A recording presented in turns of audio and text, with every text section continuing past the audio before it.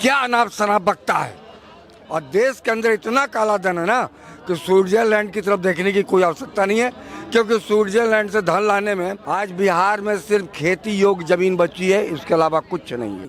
सब मजदूर हैं, सब मजदूरी करते हैं, सिर पे ढोते हैं। अरे विधायक का सांसद जो बने वो मेरे साथ कभी गोली, कभी गुल्ली डंडा और कभी बैट बॉल सब खेल खेले हुए हैं। किसके गले में बरमाला, किसके गले में बरमाला। बाबा के विचार 98 वाला है, बोल दीजिए ना। 98 वाला जब प्रथम चरण का चुनाव हो रहा था, मोदी जी बोल रहे थे 400 पार 400 पार, और जैसे ही द्वितीय चरण स्टार्ट हो गया ना 150 पार भी नहीं बोल रहे हैं। देश में लोकसभा का चुनाव चल रहा है और 5 चरण की वोटिंग के बाद अमित शाह जी ये दावा कर रहे हैं कि हमारे पास 270 सीटें आ चुकी है और 400 के तरफ हम लोग बढ़ रहे हैं। पटना के लोग, बिहार के लोग क्या कहते हैं इस मुद्दे पे बात करेंगे। क्या चाचा मोदी जी की सरकार वापस आ रही है? देखिए, आज से 4-5 महीने पहले अमेरिका में सर्वे हुआ था, जिसमें ये सर्वे में आया कि भारत का युवा जो है वो मोदी के साथ है। मोदी के साथ? जी हाँ, मोदी के साथ है। वो सर्वे में आया था कि भारत का युवा जो है वो मोदी के साथ है।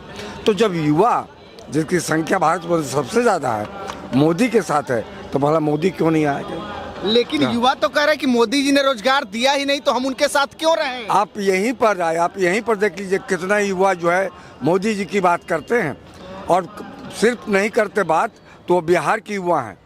बिहार की युवा इस तरह की बातें करते हैं कि हमें कोई रोजगार नहीं मिला, समझे ना।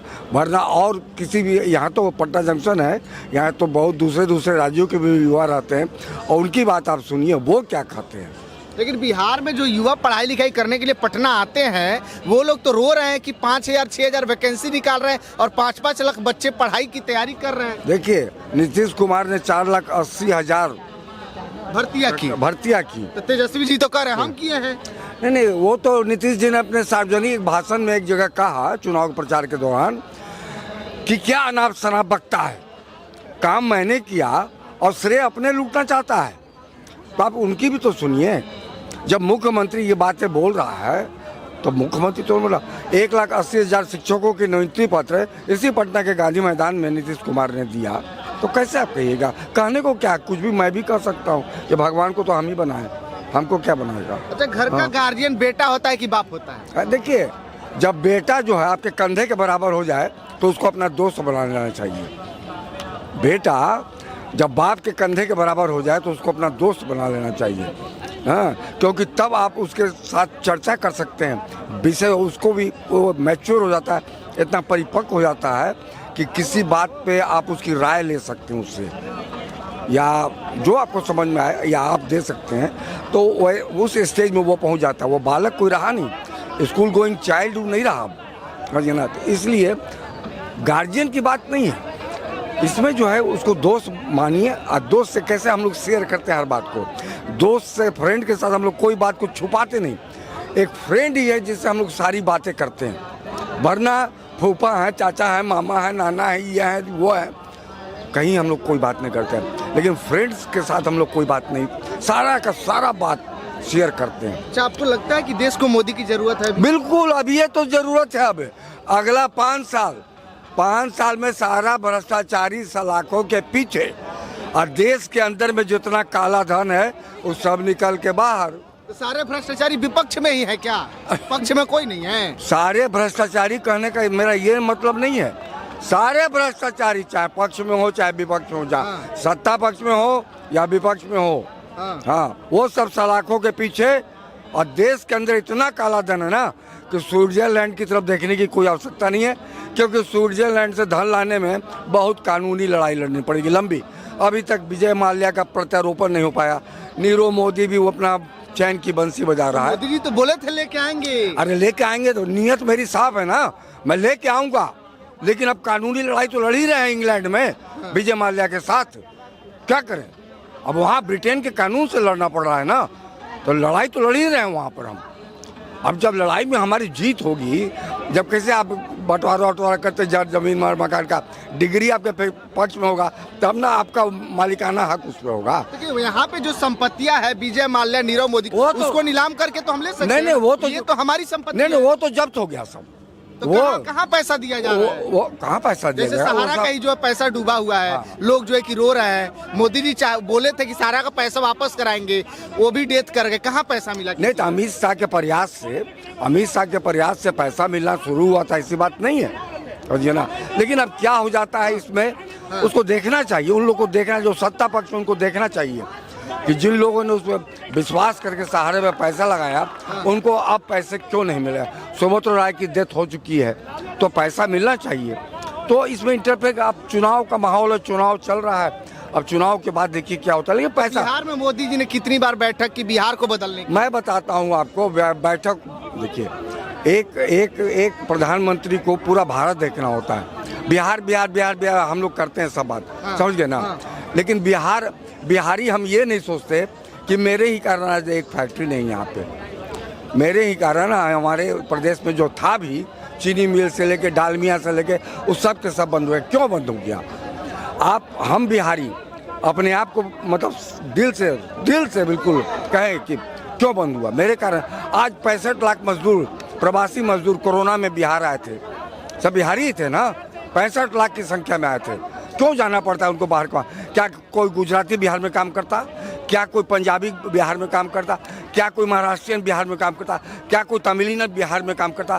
क्या कोई आंध्रावासी बिहार में काम करता? नहीं करता। लेकिन एक बिहारी है जो पूरे भारतवर्ष में काम करता है। क्यों करता है? क्यों उन लोग नहीं आते? ये मजदूरों की गलती है, बिहारियों मजदूरों की गलती नहीं है, बिहारियों की गलती है। हमारे जो विधायिका जो हैं, समझे ना, ये सांसद, ये विधायक, समझे ना, ये मजदूरों की गलती क्या? हम तो अपना पेट पालने जा रहे हैं, इसमें हमारी गलती क्या है?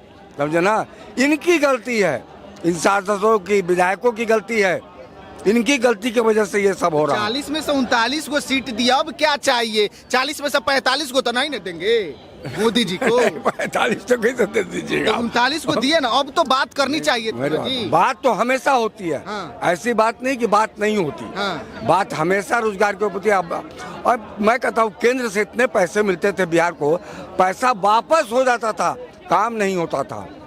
पैसे आप मालूम कीजिए, आप तो मीडिया से जुड़े पर्सन हैं, बहुत सारे ऐसे जो भूमि नहीं हो पाता था तो हाँ। पैसा वापस। पैसा वापस हो जाता था। तो ऐसा क्यों होता था? कम से कम जितने पैसे मिले उसको तो खर्च कीजिए। और आपको याद होगा जब पहली बार भाजपा की सरकार बनी थी, जदयू के साथ एनडीए गठबंधन था, तो एक भूमि अधिग्रहण बिल लाया गया था, लैंड एक्विजिशन बिल। वो कर करके ये था कि भूमि का अधिग्रहण करके उस पर कल कारखाने बैठेंगे जिसमें कि हमारे इंजीनियर, हमारे BCA MCA वाले, हमारे पॉलिटेक्निक ग्रेजुएट या जो हमारे मजदूर हैं उनको काम मिलेगा। लेकिन राज्यसभा में बहुमत नहीं होने की वजह से वो बिल पास नहीं हो पाया, मामला खटाई में पड़ गया, जो आज तक खटाई में पड़ा हुआ है। रोजगार के लिए भूमि चाहिए ना। आप इंफ्रास्ट्रक्चर देखिए, इंफ्रास्ट्रक्चर बहुत जरूरी है, मेरी बात सुनिए, नहीं तो विकास नहीं होगा, विकास नहीं होगा। आज बिहार में सिर्फ खेती योग्य जमीन बची है, इसके अलावा कुछ नहीं है, समझिए ना। जब तक आप इंफ्रास्ट्रक्चर को डेवलप नहीं कीजिएगा, कुछ नहीं होने जाने को है, कुछ नहीं होगा। ये कौन करेगा सर, ये बताइए कौन करेगा? देखिए, वो तो है ही हैं सांसद, विधायक, मंत्री तो जो हैं। हम लोगों को भी बड़े सकारात्मक सोच से, जात पात और धर्म से ऊपर उठ करके इन बातों को सोचना होगा कि हमारे भाई बंधु बिहार से बाहर नहीं जाए। क्या सरकारी नौकरी में जाते हैं? क्या दिल्ली में सरकारी नौकरी में काम कर रहे हैं? क्या गुजरात में सरकारी नौकरी में काम कर रहे हैं? क्या महाराष्ट्र में सरकारी नौकरी, आंध्रा में सरकारी नौकरी, तेलंगाना में सरकारी नौकरी में काम कर रहे हैं? नहीं, सब मजदूर हैं, सब मजदूरी करते हैं, सिर पे ढोते हैं, समझे ना। सब जगह ये स्थिति है, सरकारी नौकरी नहीं मैसर है किसी बिहारी को जो बाहर गए हुए हैं, ये स्थिति है। तो हम लोग को साफ दिल से, साफ नियत से, जात पात और धर्म से ऊपर उठकर ईमानदारी के साथ हम लोग, सब लोग। केजरीवाल जी कह रहे हैं मोदी जी 74 साल के हो गए, सितंबर में 75 साल के हो गए। सरकारी आदमी तो 60 साल पे रिटायर, मोदी जी को रिटायर हो जाना चाहिए। अरे सुनिए, सरकारी आदमी का रिटायरमेंट एक ठीक है, क्राइटेरिया ये बना हुआ है वो कानून। हमको ये बताइए कि पूरे भारतवर्ष का पेंशन समाप्त हो गया? क्या सांसदों और विधायकों का पेंशन खत्म हुआ? वो तो अभी भी चल रहा है। चल रहा है। क्यों? क्योंकि वो सेवा के वो में क्या में आते हैं, उनका एक कानून है, इसलिए उनका पेंशन जारी है। ऐसा क्यों? अरे विधायक और सांसद जो बने वो मेरे साथ कभी गोली, कभी गुल्ली डंडा और कभी बैट बॉल सब खेल खेले हुए हैं। हम मान लिए कि नहीं बने विधायक सांसद तो हमको तो पेंशन नहीं मिल रहा है, एक टर्म रह जाएंगे तो हम तो डोल रहे हैं पटना जंक्शन में। मेरी बात समझिए ऐसे को। तो ऐसा क्यों? जब एक देश, एक राष्ट्र है, एक संविधान है, तो आप अपने को बांट लेते कि ना हम तो फलाना क्षेत्र में आते हैं इसलिए हमको ये जो है पेंशन की राशि मिल रही है। तो नेताओं का पेंशन बंद होना चाहिए कि नहीं? अरे बिल्कुल। देखिए, जब आप एक राष्ट्र की बात करते हैं सब कुछ का तो होना ही चाहिए ना। देखिए, अब इस पे आप जाइए, आप सुन लीजिए मेरी बात को। राजनीतिक पार्टी का अपराधीकरण अभी चौथा चरण का जो मतदान हुआ उसमें 24% जो प्रत्याशी हैं जिनका आपराधिक छवि है और जिन पे कई केसेस जो है लंबित हैं कोर्ट में और उसमें बहुत संगीन है जिसमें हत्या, बलात्कार, अपहरण इस सारे मामले हैं पड़े हुए हैं, लेकिन वो चुनाव लड़ रहे हैं क्योंकि कोर्ट में उनका केस लंबित है, समझ गए ना, और उनको कोई सजा तो हुई नहीं है और हो सकता है तो छुटकारा भी हो जाएगा, कौन बड़ी बात है, समझ गए ना। अच्छा, बीजेपी को वापस लाना चाहते हैं सभी पार्टियां। मैं तो इस पक्ष में इसलिए कि महागठबंधन में कोई दूल्हा ही नहीं है। अरविंद केजरीवाल है, राहुल गांधी है, ममता बनर्जी है, मल्लिकार्जुन खड़गे है, अखिलेश यादव है। अरे यार, एक दूल्हा से न बिया होगा कि 10 दूल्हा से बिया होगा? तब कम से कम एनडीए में को दूल्हा है ना जी, मोदी। बहुत सही। तो भैया तो ठीक है ना, उससे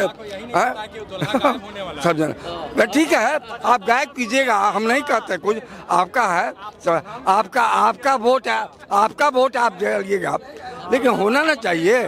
अब जानते हैं महागठबंधन अगर जीत जाता है तो आपस में डिसिंग होगा, समझे, एक दूसरे से फाइट होगा पूरा।